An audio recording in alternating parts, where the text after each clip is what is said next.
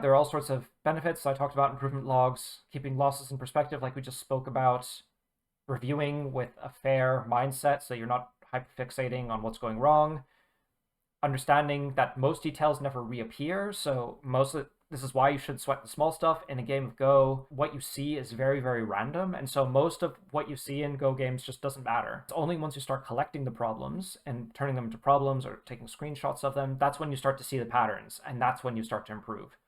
So it's all about helping you to direct your focus and knowing when to change your approach. Like if you start winning a lot of your games and that's a green light to change something about your game, try new Joseki, change the time settings, change the server, just change something, because if you're winning, then you've grasped something, and so it's time to try something new. As I said, doing problems helps you to remember better and to evaluate broader patterns, but it also keeps you honest, because if you're reviewing with the AI, sometimes you'll go into these very deep variations that you just won't remember. And if you turn it into a problem, you'll then realize, oh, there were like 4 concepts that I had to apply in a row, and I had to apply them all correctly.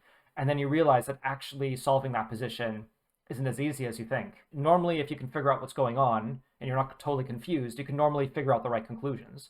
The problem is if those conclusions then generalize to your wider play.